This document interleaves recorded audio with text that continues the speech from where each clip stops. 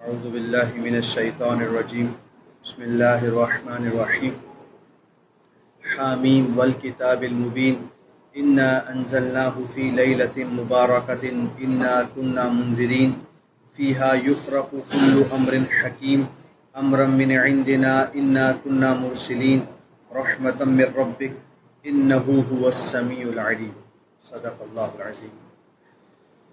یہ جو آیت میں نے آپ حضرات کے سامنے تلاوت کی سورۃ الدخان کی ابتدائی 6 آیات ہیں۔ سب سے پہلا سوال یہ بنتا ہے کہ آیا یہ جو شعبان کی نصف ہے یعنی 15 شعبان، آیا قرآن نے اس کا کوئی تذکرہ کیا ہے یا نہیں؟ اس کی کوئی فضیلت قرآن نے بیان کی ہے یا نہیں؟ تو مختصر سا جواب نام ہے، قرآن نے اس کی کوئی فضیلت بیان نہیں کی۔ بعض لوگوں کو سورۃ الدخان کی ان آیات سے یہ وہم لگ گیا کہ یہاں پر 15 شعبان کا تذکرہ کیا جا رہا ہے، جن میں خصوصیت کے ساتھ اگر ذکر کیا جائے تو حضرت عکرمہ رحمہ اللہ ہے۔ انہوں نے یہاں پر جو اللہ تعالیٰ نے لیلہ مبارکہ کا ذکر کیا ہے کہ ہم نے اس قرآن کو ایک مبارک رات میں اتارا، حضرت عکرمہ کہتے ہیں یہاں لیلہ مبارکہ سے 15 شعبان کی رات ہے۔ لیکن آپ جتنے بڑے بڑے مفسرین کو دیکھ لیں وہ اس بات کی تردید کرتے ہیں اور کہتے ہیں کہ لیلہ مبارکہ یعنی مبارک رات سے 15 شعبان کی رات مراد نہیں ہے۔ اب وہ کون سے مفسرین ہیں اور اس کی کیا تفسیر کرتے ہیں، تو میں چند کا تذکرہ آپ کے سامنے کر دیتا ہوں۔ سب سے پہلے میں آپ کو یہ بتاتا ہوں کہ حضرت عکرمہ کو یہ وہم کیوں لگا۔ اصل میں بعض روایات ہمیں ایسی ملتی ہیں جن کے اندر اللہ تعالیٰ بتاتے ہیں کہ یہ ایسی رات ہے جس کے اندر بہت سارے فیصلے کیے جاتے ہیں۔ اگلے سال کیا ہونے والا ہے، کون زندہ رہے گا، کس کا انتقال ہو جائے گا، کس کو کتنا رزق دیا جائے گا۔ روایات میں سے بعض روایات بتاتی ہیں کہ وہ یہ رات ہے 15 شعبان۔ تو جنہوں نے مبارک رات جو سورۃ الدخان کے اندر موجود ہے اس سے 15 شعبان کی رات مراد لی ہے، انہوں نے ان روایات کو دیکھ کر قرآن کا معنی متعین کرنے کی کوشش کی کہ چونکہ روایات بتاتی ہیں کہ اس کے اندر ایسے ایسے کام ہوتے ہیں اور قرآن کہتا ہے فیہا یفرق کل امر حکیم، یہ مبارک رات ایسی مبارک رات ہے کہ اس میں بہت سارے حکمت والے فیصلے خدا کرتا ہے۔ تو انہوں نے ان دونوں کو ملا کر یہ کہہ دیا کہ مبارک رات سے مراد 15 شعبان کی رات ہے، جبکہ ایسا نہیں ہے۔ یہاں پر سورۃ الدخان میں اللہ تعالیٰ بتاتے ہیں کہ ہم نے قرآن کو ایک مبارک رات میں اتارا۔ قرآن خود بتاتا ہے مبارک رات کون سی ہے۔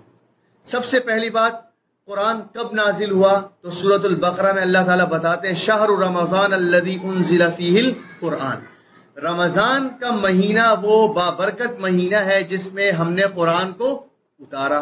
یہ تو مہینے کی تعین ہو گئی، 12 مہینوں میں سے رمضان وہ مہینہ ہے جس میں قرآن کریم کا نزول ہوا۔ اب رمضان 30 دن کا ہوتا ہے، 30 دن میں سے وہ کون سی رات ہے، وہ کون سا دن ہے جس میں قرآن اتارا گیا؟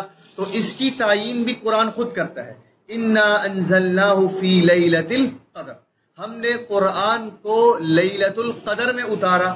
اب لیلۃ القدر کون سی رات ہوتی ہے؟ تو صحیح احادیث ہمیں بتاتی ہیں کہ لیلۃ القدر رمضان کے آخری عشرے کی طاق راتوں میں سے کوئی ایک رات ہوتی ہے، جس کا مطلب یہ ہوا کہ قرآن رمضان میں اترا اور رمضان کے آخری عشرے کی طاق راتوں میں سے کسی رات میں اترا۔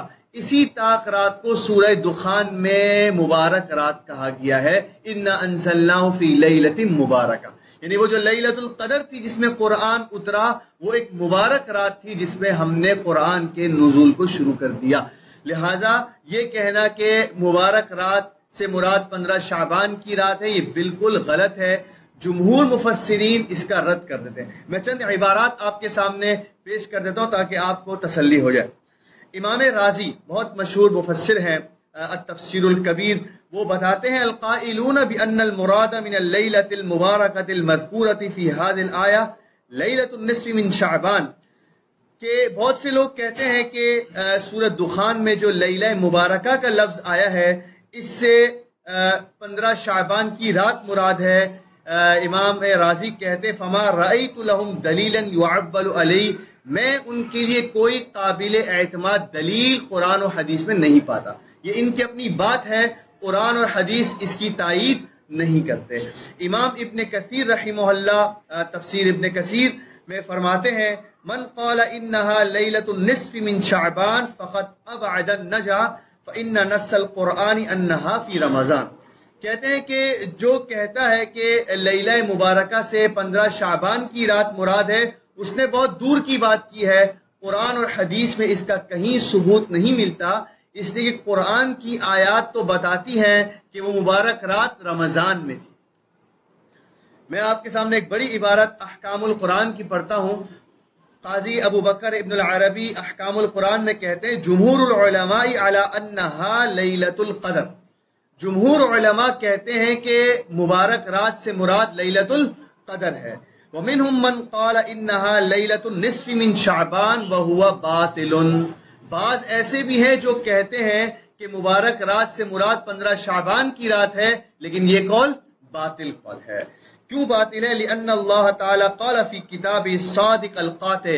اسے قرآن میں اللہ بالکل واضح کر کے بتا دیتے ہیں شہر رمضان الذی انزل فیہ القرآن، کہ قرآن تو رمضان کی رات میں اترا. یہ مہینے کی تعین ہو گئی.